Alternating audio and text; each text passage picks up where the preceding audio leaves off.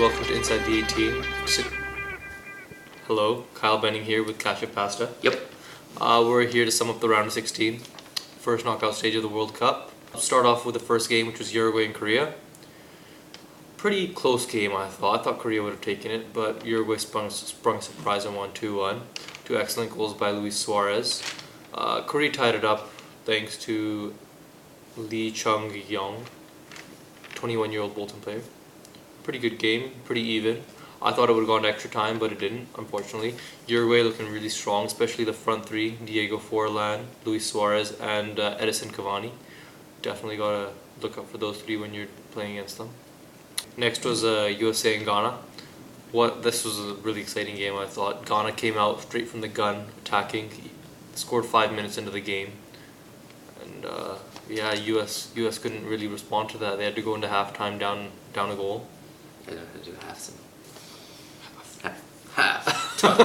A lot of people, including myself, are cheering for Ghana because we want Ghana to win. Wouldn't that be so cool? Yeah. Still, maybe didn't necessarily expect it to happen at this round, but I guess keep cheering for Ghana. But they have to beat Paraguay now.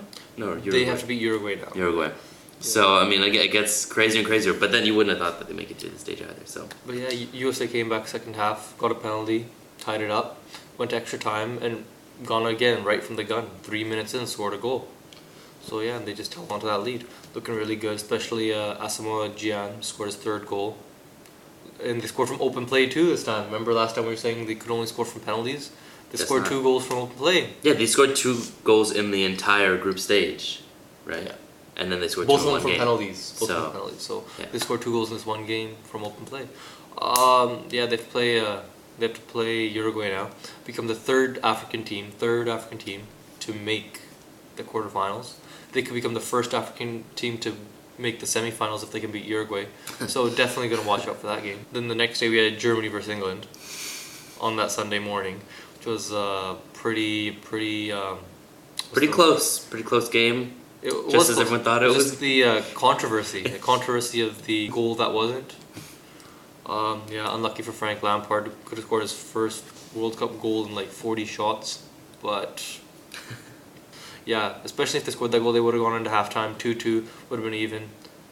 I don't know, probably would have changed the face of the game, but you can't get every call right, I guess. Germany came out guns a-blazing and scored 2 goals in 3 minutes thanks to Muller. The young guns looking really good for Germany, but now they got to go up against Argentina, which they scored an offside goal, which was called onside. So there's a lot of controversy on Sunday. FIFA apologized to the Mexican FA and the English FA for the goals that were disallowed and allowed.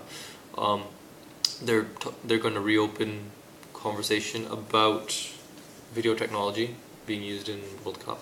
Yeah, I was gonna say there's gotta be a solution where referees, I know they can't run with iPads, but if they have some sort of screen like an iPod or something where they can just watch the slow motion replay like you see on TV, because I don't know how they can make completely accurate calls without that. Funny thing about this one was in World Cup you're not allowed to replay anything that's controversial.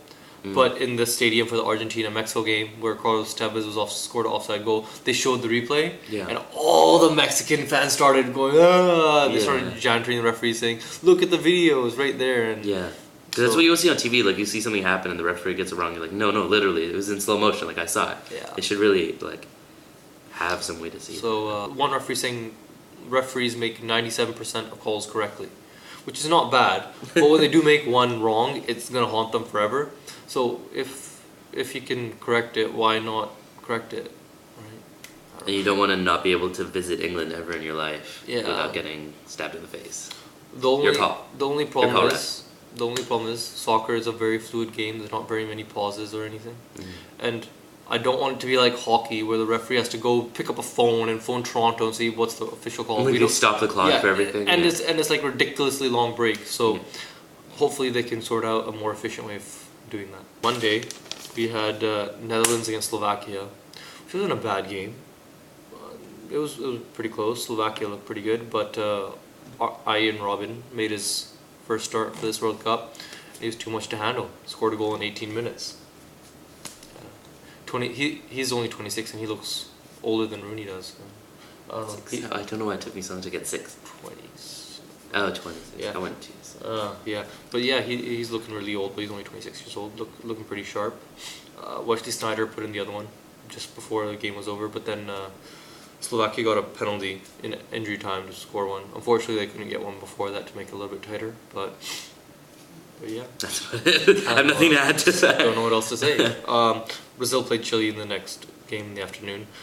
Just walked all over them pretty much. Chile, I don't know.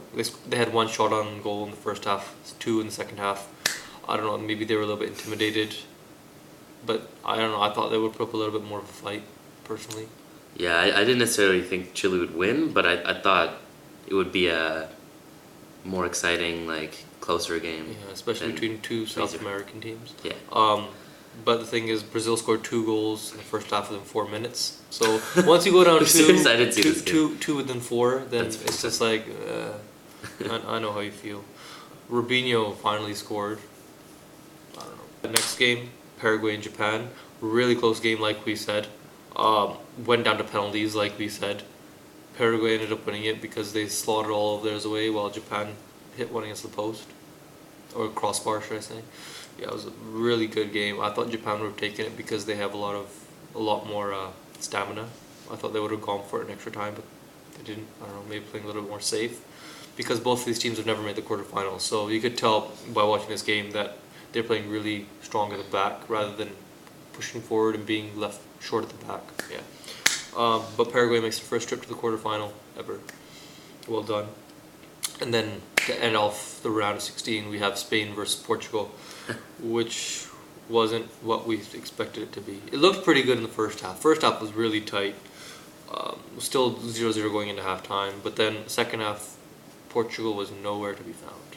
Nowhere. Where were they? I don't know. Where's Waldo? I don't know. But yeah, they just let Spain have all the possession in the second half, and Spain went on to win it 1-0. And then after they scored, they just held onto the ball like they normally do. Xavi, amazingly, 91 out of 105 passes completed. That's pretty good. The fact that you get 91 touches on the ball is amazing. So, yeah, that's it for the round of 16.